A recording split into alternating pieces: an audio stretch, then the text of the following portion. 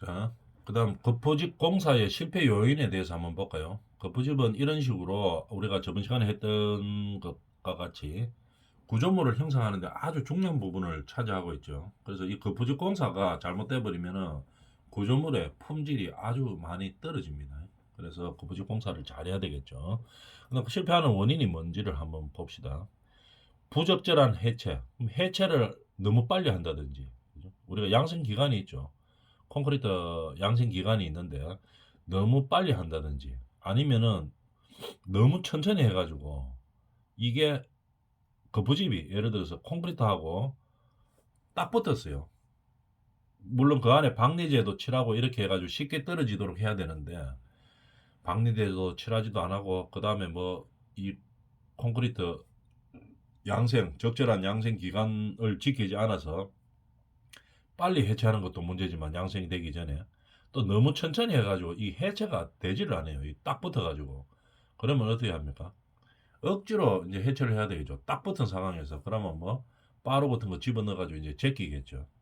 그 폼하고 이 콘크리트하고 사이에 바로 같은 걸 집어넣어서 이제 막 억지로 제끼다 보면은 뭐 합니까 이거 콘크리트 다 부서지겠죠. 잘못하면 뭐 다 부서지지는 않지만 좀 많이 부서지겠죠.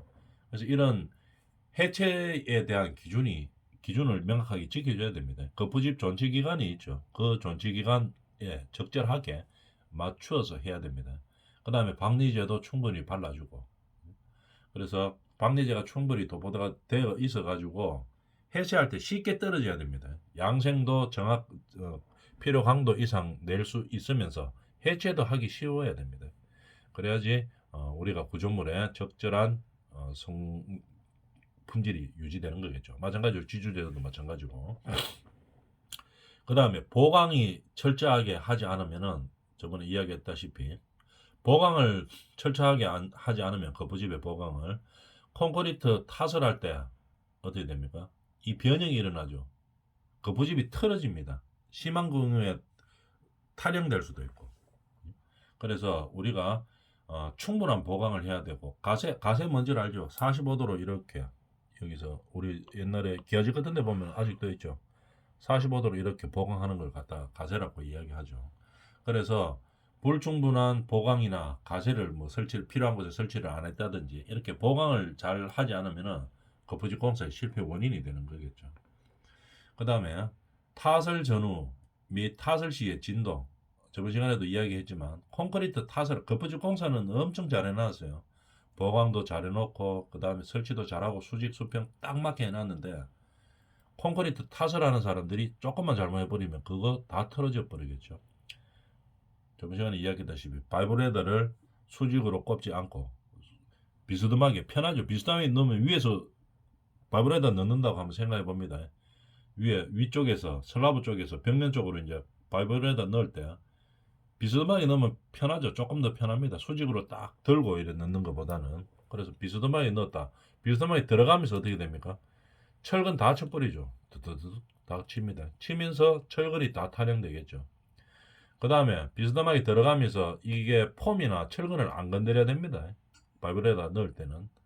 근데 넣으면서 뭐 거푸집을 쳤다 이렇게 되면 어떻게 됩니까? 아무리 잘 거푸집 공사가 아무리 잘 되어 있어도 이 바이브레다가 쳐버리면 다 터지죠, 그죠? 터집니다. 아니면은 이래 변형이 일어나든지. 그래서 콘크리트 타설 시의 진동이나 이런 거를 아주 조심해야 되겠죠. 그 다음에 뭐 바이브레더는 전부 잘 집어넣는다고 하더라도 예를 들어서 우리가 한 층 건물에 콘크리트 타설을 한다고 봤을 때 뭐 아파트라고 생각해 봅시다. 구획을 나눌 수도 있고 아니면 한꺼번에 다 칠 수도 있겠지만 현장 상황 따라서 높이 3m라고 보면 벽면을 한 곳에 서가지고 3m 계속 붙으면 어떻게 되겠습니까? 나는 오늘 3m까지 빨리 치고 저 쉬어야 되겠다 이래가지고 빨리 치려고 한쪽 벽면에 그냥 저 바닥에서부터 그냥 3m 다 쳐버렸다. 그러면 어떻게 됩니까? 하중이 거푸집에 많이 걸리죠. 그러니까 변형이 일어나겠죠. 그래서 어떻게 합니까? 3m 같으면은 한 50cm 정도를 치면서 한 바퀴 뺑 돕니다. 한 층에 콘크리트 탓을 해야 되는 부분을 한 바퀴 뺑 도는 거죠. 돌고 나서 그 다음에 또 한 50cm 가면서 뺑 돌아가면서 한번 타설을 하는 겁니다. 그 다음에 또 뭐 50cm, 50cm 이렇게 천천히 돌아가 올라가야 되겠죠. 그러면은 그 부집에 가는 하중이 상당히 줄어들죠. 이런 식으로 해야 되겠죠.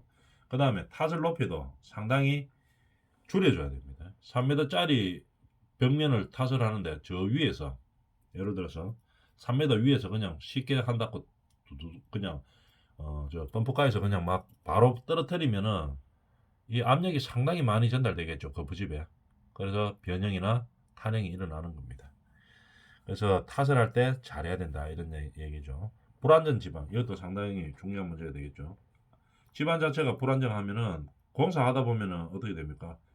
무게가 많이 있죠.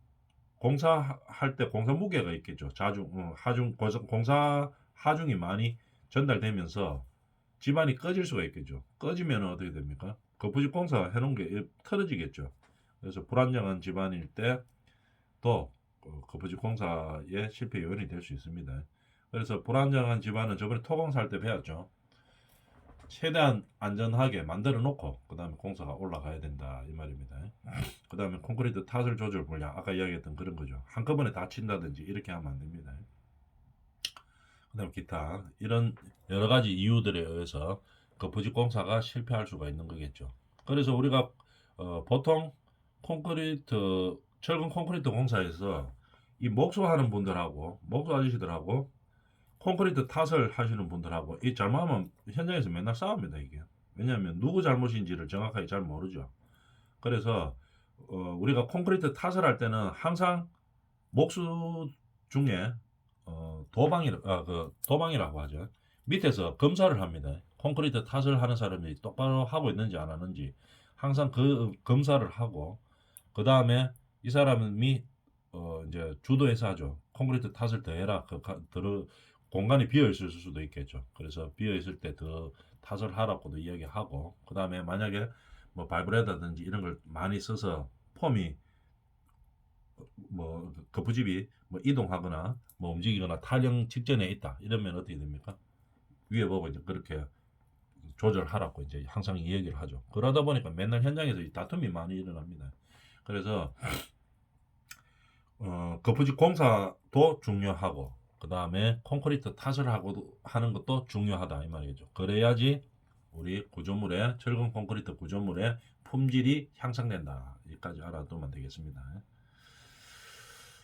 거푸집 공사 관리 그러면 이런 정확한 거푸집 공사를 하기 위해서 어떻게 해야 되느냐? 벽이나 설치 준비에 대해서 한번 볼까요? 체크리스트들이 어떤 것들이 있는가를 한번 봅시다.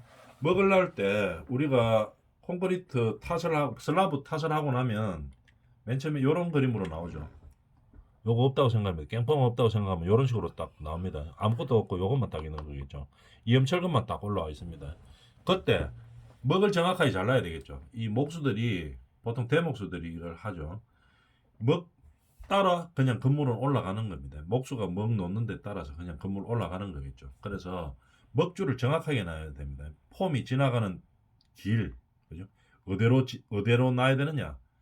폼이 지나가는 벽 두께 이런 걸 정확하게 놔줘야 되는 거겠죠. 먹줄 검사를 정확하게 잘했느냐, 설비와 마감 공사를 고려해서 먹을 잘 놓은 것을 검사했느냐 이걸 체크를 해야 되겠죠. 먹이 정확하게 놓였는지를 반드시 체크해야 됩니다. 그 다음에 기둥, 벽, 개구부, 뭐 계단 위치 등 바탕 먹줄 검사를 하였느냐, 그죠? 먹이 가장 중요하다 이 말이겠죠. 거푸집 공사할 때. 그 다음에 거푸집 설치 전에 박리제를 적절하게 도포했느냐 말이죠. 이건 뭐냐면은 아까 말했다시피 폼을 해체할 때, 거푸집을 해체할 때 그때 잘 해체되기 위해서 박리제를 도포하는 거겠죠. 그 다음에 거푸집 설치할 때는 형틀의 수치가 정확한지를 봐야 됩니다. 설치된 형틀의 수치가 정확한지도 체크해 봐야 되고 그 다음에 우리가 폼하고 폼이 벌어지지 않도록 일정한 형상을 잘 유지할수록 폼 타일을 딱 묶는다고 했죠.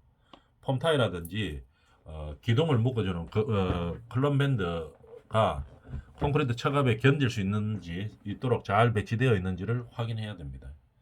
그 다음에 거푸집의 틈새는 보통 유로폼 같은 거 이렇게 두 장씩 아래 위로 붙이고 양옆으로도 붙이죠. 밀실하게 잘 보강되어 있는지 확인해야 됩니다. 밀실하게 보강되어 있지 않으면 그 사이로 콘크리트가 흘러나오겠죠. 타설하면. 그래서 항상 밀실하게 잘 보강되어 있는지를 확인합니다. 근데 유로폼 같은 거는 어떻게 됩니까? 핀으로 딱 봉해주면은 웬만하면 잘 안 벌어지죠. 그죠? 그리고 핀 설치가 잘 돼가 있나 이거를 확인하는 겁니다. 그 다음에 유로폼으로 규격화되어 있으니까 쫙 가다가 보면은 마지막에 예를 들어서 규격품이 안 들어가는 수치가 나올 수가 있겠죠. 예를 들어서 벽이 뭐 유로폼으로 쫙 나오다 보니까 막판에 마지막에 뭐 70mm짜리가 필요하다. 700짜리가 필요하다. 7cm 말이죠. 이런 거 필요하면 어떻게 됩니까? 70mm짜리 유로폼은 없으니까 어떻게 해야죠? 만들어야 되겠죠. 합판이나 뭐 이런 걸 통해서 만들어야 됩니다. 만들어서 매어줘야 되겠죠. 그때 밀리지 않도록 보강을 잘 해야 되겠죠. 그죠? 보통 뭐 두꺼운 합판 대고 그 다음에 반생으로 보강을 하겠죠. 반생으로 하고 그 다음에 뭐 아시바 같은 걸로 대어서 보강을 합니다. 그때 밀실하게 잘 보강되도록 틈새가 없도록 세야 됩니다. 그 다음에 기둥이나 벽의 수직도가 정확한지 확인해 봐야 되고 부집을 설치하고 나서 그 다음에 보나 스팬이 클 때는 뭐 중앙부를 올린다고 그랬죠. 그런 식으로 200분의 1 정도에서 500분의 1 정도 올려가가 있는지를 검사를 하는 겁니다. 그 다음에 계고부의 보강 상태가 양호한지도 확인해야 되겠죠. 부집 설치할 때. 계고부 보강은 어떻게 하느냐 하면 그림 잠깐 보고 할까요? 여기다가 이제 계고부 보강하는 겁니다. 철근도 보강하고 그 다음에 부집을 여기다 대겠죠. 요 된 다음에 계고부가 잘못 터질 가능성이 상당히 높습니다.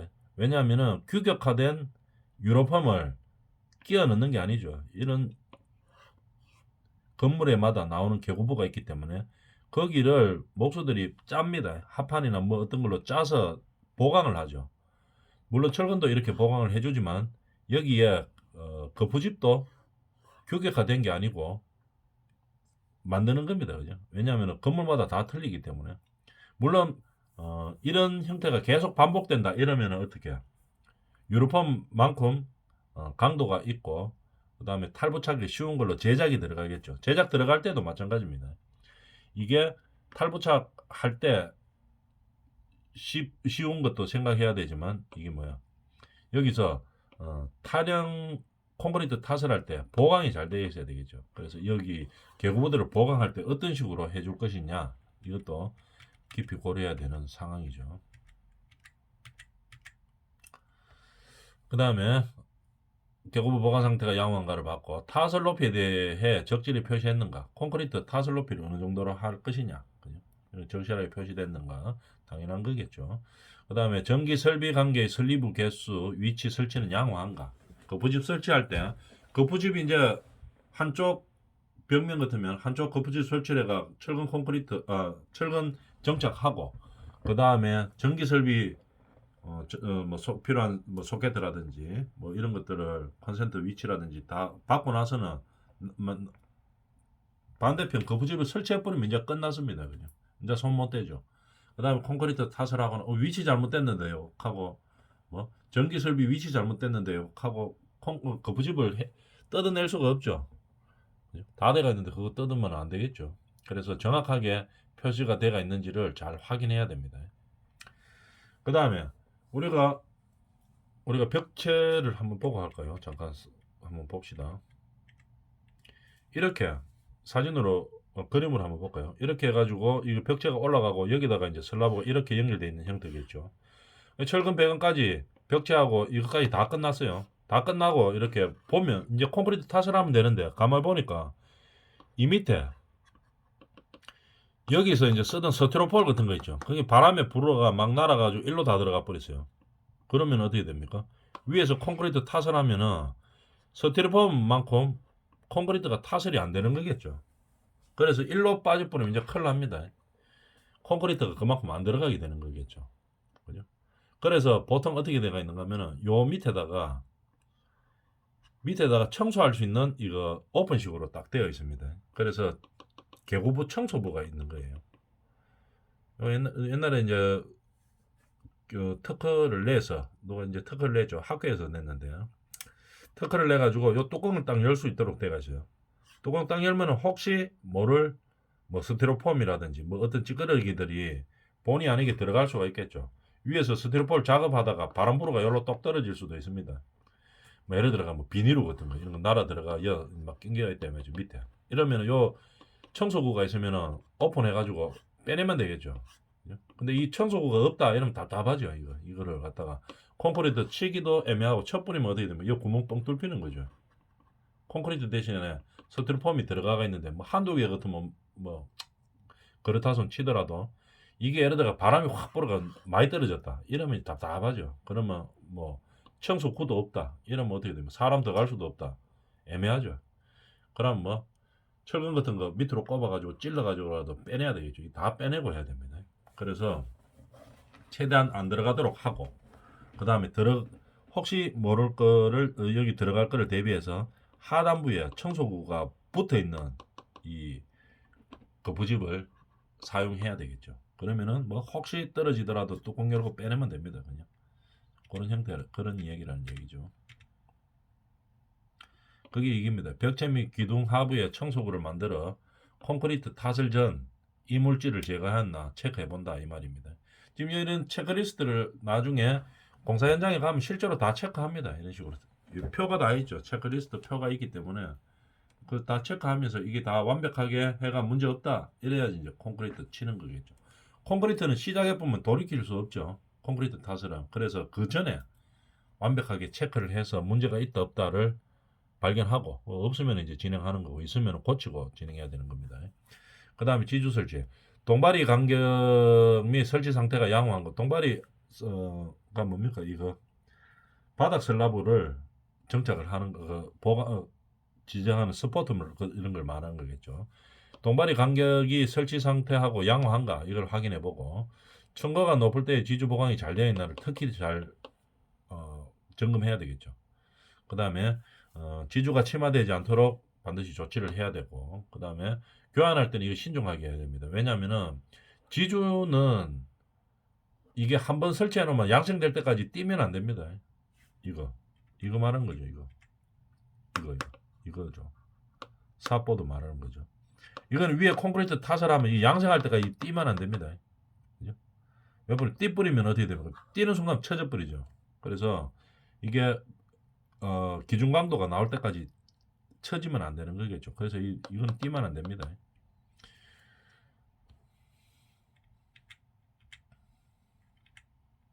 그 다음에 한번 볼까요? 그래서 교환 계획을 신중하게 고려하여 지주 교환 시 순서를 주의해서 교환하도록 한다 이 말이에요. 가급적이면 교환 안 해야 되죠. 지주는. 그 다음에 거푸집 및 지주 존치 기간을 반드시 준수하고 그 다음에 해체 시에 구조물에 손상이 없도록 해체해야 되겠죠. 이거 거푸집을 해체할 때 반드시 본 구조물에 문제가 없도록 손상이 없도록 그렇게 해체를 해야 된다는 얘기입니다. 그 다음에 당연한 얘기지만 거푸집을 높은 곳에서 뭐 3층에서 1층으로 들고 내려가기 싫다고 해가 3층에서 던지고 이러면 안 되겠죠. 맞았다 하면 이제 밑에서 사람 맞았다 하면 이제 큰일 나는 거겠죠. 그래서 낙하 반드시 금지한다 이 말입니다. 그 다음에 거푸집 최소 존치 기간. 그러면 우리가 콘크리트 탓을 하고 나서 물론 기준 강도까지 나오는 것이 가장 좋죠. 그럼 최소한 얼마까지를 존치해야 되는가? 최소 존치 기간에 대해서 한번 알아볼까요? 기초라든지 보 옆에 보가 요렇게 예를 들어가 요렇게 있다고 봅시다. 그러면 이 옆면은 좀 일찍 띄도 됩니다. 근데 이 보 밑에 거 있죠. 보가 요렇게 되죠. 요거 슬라브라고 한번 볼까요? 슬라브 요렇게 되어 있죠. 이 밑에 거는 빨리 띄면 안 되는 거겠죠. 옆에 거는 좀 빨리 띄도 됩니다. 벽면이라든지 그죠? 보 옆에 거라든지 기둥 옆면이라든지 기둥은 기둥 일단 보를 한번 볼까요? 보 옆면이라든지 이런 거는 좀 빨리 띄도 됩니다. 근데 이 밑에는 띄면 안 되죠. 밑에는 옆에는 띄고 나서라도 밑에는 요 삽보드로 우리가 보강을 해가지고 동바리가 있는 거죠.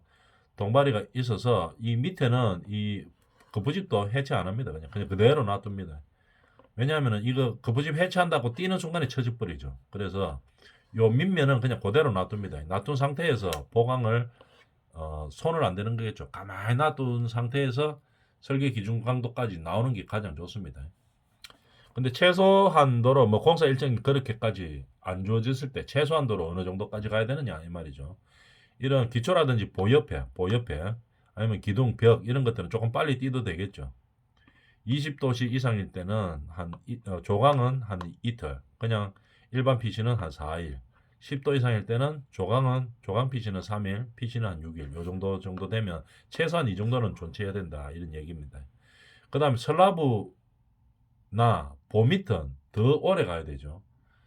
설계 기준 강도에 최소한 50%까지는 가야 되고 날짜로 보면은 4일, 7일, 5일, 8일 요 정도 됩니다. 온도에 따라서 이렇게 차이가 있다 이런 얘기겠죠. 이런 식으로 거푸집 최소 존치 기간에 대해서 알아봤습니다. 여기 이제 아까 앞에하고 같은 내용이죠. 기준이 각각 우리나라나 일본, 미국 각 나라마다 조금씩 다릅니다. 다르지만도 우리나라가 보통 일본 거하고 비슷하죠. 그래서 왜냐하면 이 거리적으로 비슷하기 때문에 법규도 비슷합니다. 그 다음에 뭐 지형이라든지 뭐 이런 것들이 조금 비슷하죠. 그래서 완전 다른 멀리 있는 미국이나 뭐 영국보다는 일본하고 좀 비슷한 수준입니다. 아까 금방 이야기했던 이런 형태로 거푸집 존치 기간이 기준이 있다 하는 걸 알아놔주면 되겠습니다. 그다음 요 보면은 아까하고 같은 거죠. 수직 부재들 연면을 말하는 거죠. 연면은 콘크리트 압축 강도가 요 정도 50kg per 제곱센티미터 이상일 때, 그 다음에 재령에서는 재령이 날짜입니다. 기준이 있죠. 센티미터당 50kg 뭐 이상 될 때, 그 다음에 재령에 따라서 날짜 기준들이 있습니다. 최소한도로 이 정도는 해야 된다 이런 얘기가 최소 존치 기간이고, 일단 법규에 의해서는 뭐 이런 식으로 되도록 되어 있습니다.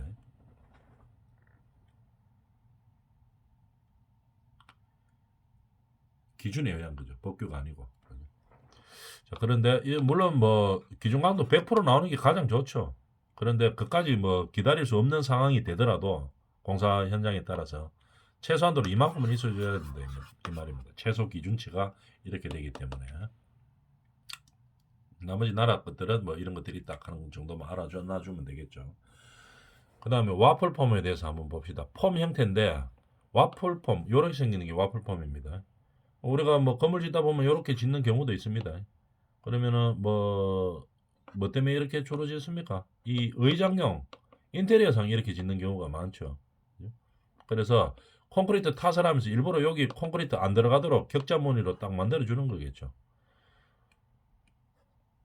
콘크리트 안 들어가게 하려고 하면 어떻게 하면 됩니까? 뭐 스티로폼이나 이런 거 붙이면 되겠죠. 이 합판에다가 붙여가지고 거기에 콘크리트 타설할 때 안 움직이기만 하면은 이런 형태로 나오는 거겠죠. 그죠? 스티로폼보다 뭐 더 강력하게 붙일 수 있는 것들을 뭐 현장마다 뭐 형태마다 있겠죠. 짜서 만든다든지 이렇게 해가지고 여기다가 어떻게 콘크리트가 들어가지 않도록 만드는 겁니다. 그 다음에 격자 한번 읽어볼까요? 격자 천장 형식의 바닥판을 만드는 거푸집 공사입니다. 당연히 철근을 두세 번씩 묶어서 합니다. 왜냐면은 여기 원래 들어가야 되는 부분에 지금 철근 없이 하는 거겠죠. 이 부분은 콘크리트만 있는 겁니다.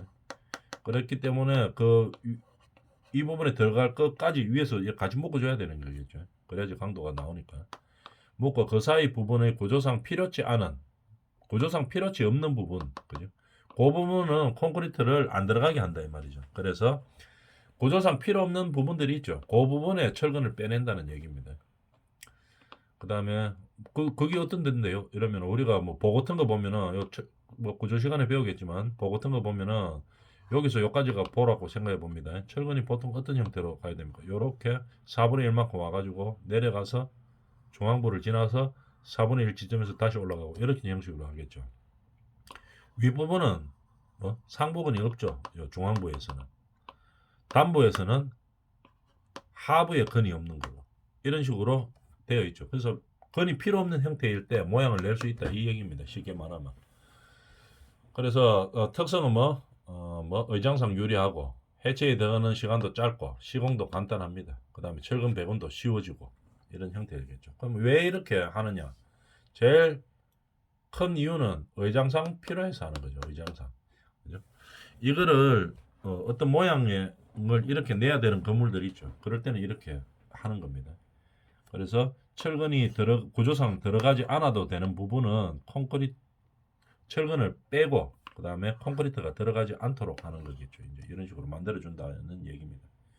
아니면은 기존의 콘크리트보다 조금 더 들어와 주면 되겠죠. 더 들어와가 붙여주는 형태로 만들면 되는 겁니다.